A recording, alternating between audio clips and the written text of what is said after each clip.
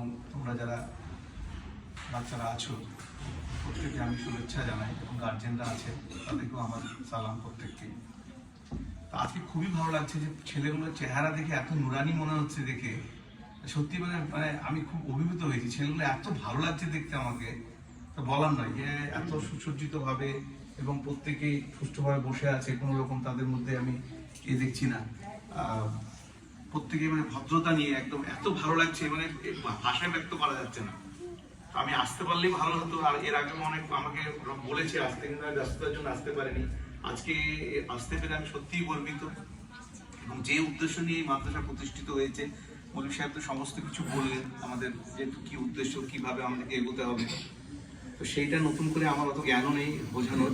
তো আমি এইটুকু বলতে পারি যে আমাদেরকে এই পৃথিবী থেকে বিদায় প্রত্যেককেই নিতে হবে একদিনকে, এবং আমাদের শেষ যে আমাদের ঠিকানা, সেই ঠিকানায় আমাদেরকে যেতেই হবে। তো সেই ঠিকানায় সুষ্ঠুভাবে যেতে গেলে সেখানেও আমাদেরকে পরীক্ষায় সম্মুখীন হতে হবে। সেই পরীক্ষায় যেন আমরা সুষ্ঠুভাবে উত্তীর্ণ হতে পারি, তার এখান থেকে প্রস্তুতি নিয়ে মানে সুষ্ঠুভাবে তার তৈরি হয়ে আমাদেরকে যেতে হবে। না, সেই তৈরি হওয়ার রাস্তাটাই হচ্ছে আমাদের কোরআনী শিক্ষা। সেই শিক্ষাকে আমাদের অবলম্বন যদি আমরা ঠিক মতো করতে পারি, সুষ্ঠুভাবে করতে পারি, তাহলে কিন্তু সেইখানে গিয়ে আমরা চির শান্তিতে থাকবো। তো তার সঙ্গে জাগতিক যে শিক্ষা আমাদের আছে, ইহলৌকিক যে শিক্ষা, আমাদেরকে কোনো একটা জাতির মেরুদণ্ড শক্ত হয় শিক্ষার মাধ্যম দিয়ে। তাই বলে সেটা অশিক্ষা বা কুশিক্ষা দিয়ে নয়, সুষ্ঠু শিক্ষা দিয়ে। সেইখানে আমাদেরকে ব্যালেন্স করে চলতে হবে। আধুনিক শিক্ষার সঙ্গেও শিক্ষিত হতে হবে, কিন্তু সেই সঙ্গে আমাদের যে নৈতিক শিক্ষা, তার সঙ্গে আমাদের ধর্মীয় শিক্ষা। ধর্মী কিন্তু নৈতিকতাকেই শেখায় প্রত্যেকটা। আর দেখবে আমাদের মানে যে সমস্ত কোরআনের মধ্যে যে কথাগুলো বলা আছে বা হাদিস যে কথা বলা আছে, আমাদের ঘুম থেকে উঠে ঘুমাতে যাওয়া পর্যন্ত আমাদের জীবনকে কিভাবে পরিচালনা করতে হবে তার একটা গাইডলাইন। তা সেইটাকে যদি আমরা সুস্থভাবে ফলো করতে পারি, তাহলে কিন্তু ইহলৌকিক শিক্ষাতেও আমাদের কোনো ঘাটতি থাকবে না। এমনি আমাদের সেই শিক্ষার মধ্যে আমরা শিক্ষিত হয়ে যাব।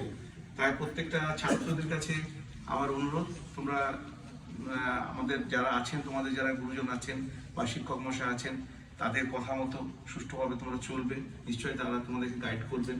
এবং গার্জেনদের কাছে অনুরোধ, যেরকম বলা হলো যে এখানে যে একটা পরিকাঠামোই থাকে ছাত্ররা বা যে নিয়ম কানুনে চলে, সেই নিয়ম কানুনটা যেন বাড়িতে ফলো করা হয়। তোমরা হঠাৎ করে এখন বাড়ি চলে যাচ্ছ, একটা পরিবেশ থেকে আরেকটা পরিবেশে পড়বে, সেখানে গিয়ে মোবাইল, বর্তমানে এটা ঘটনা যে মোবাইল সত্যিই ছাত্রদেরকে, বিশেষ করে যুব সমাজ থেকে নিয়ে বাচ্চাদেরকে খুবই এফেক্টেড করেছে।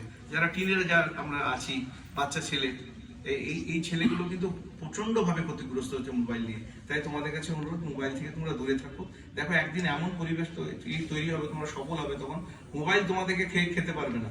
তোমরা হয়তো মোবাইল থেকে খেয়ে ফেলবে, নাহলে এখন কিন্তু মোবাইলেই তোমাদেরকে খেয়ে ফেলবে।